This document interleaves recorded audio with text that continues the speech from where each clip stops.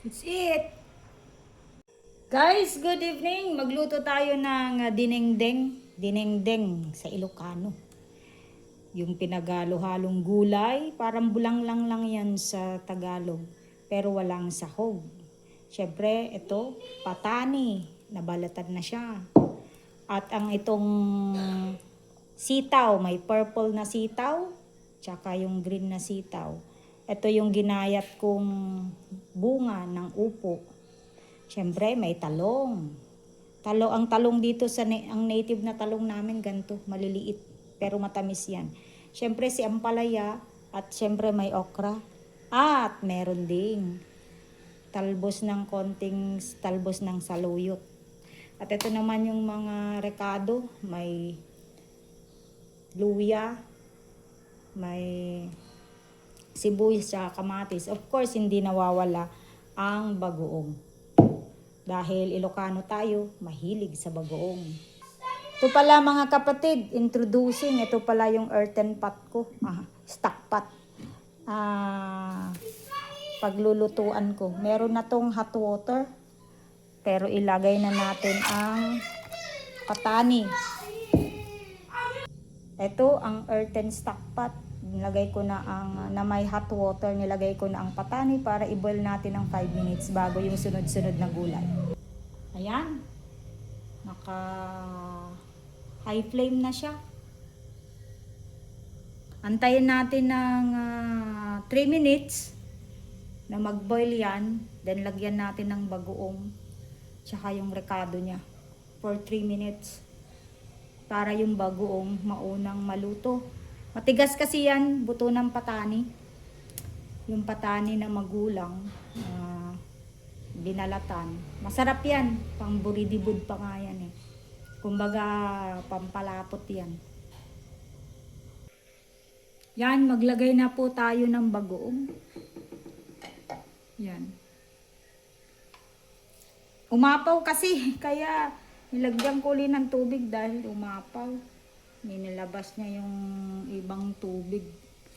Okay, mga 3 tablespoon na bagoong.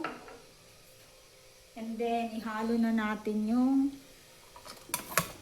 mga rekado. Hayaan muna natin yan kumulo ng mga 3 minutes bago maglagay ng mga iba pang sahog. Yan. Antayin lang natin ng 3 minutes. Check na natin. Diba?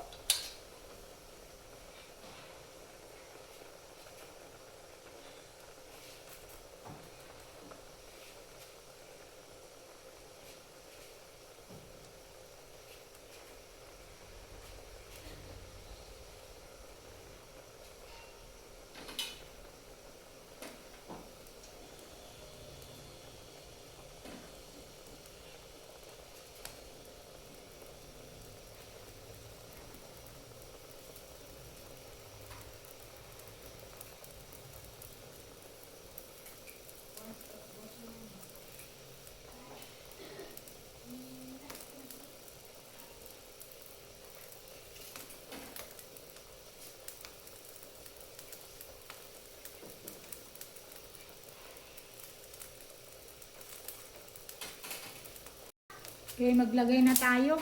Unahin natin yung talong. Tapos hotdog. Sitaw. Purple sitaw. Masarap din yan. Kaso lang may medyo kulay ang sabaw. Pang ibabaw na natin si bunga ng upo.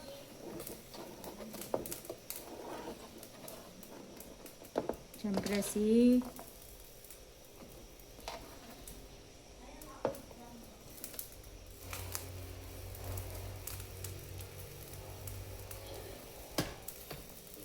Yan, ang palaya. Si okra. At ang pinakahuli ay si talbos na saluyot. Naglagay na tayo ng magic. 1 teaspoon lang siya.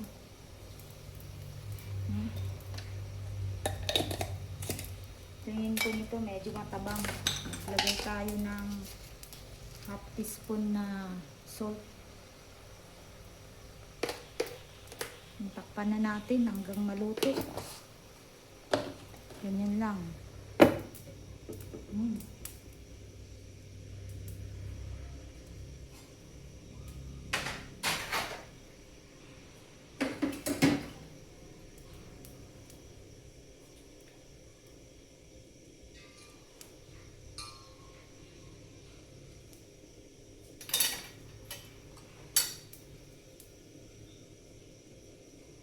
Try natin after 5 minutes, tignan kung luto na.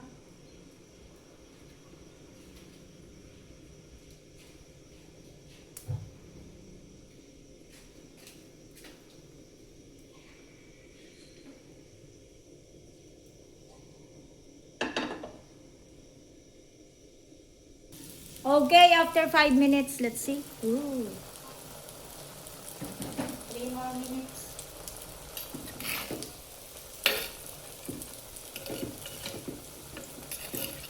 Ganyan na.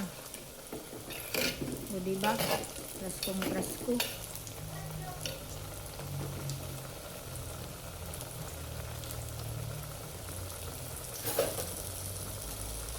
Tikman natin.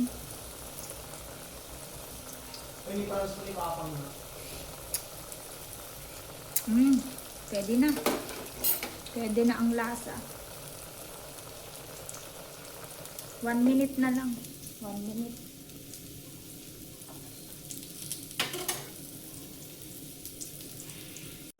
Let's eat! Gulay.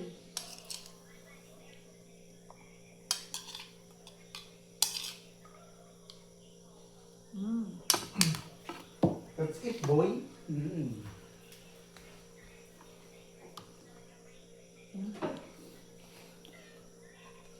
Paano lutuin ang masarap na dinengdeng? Ganito lang yan.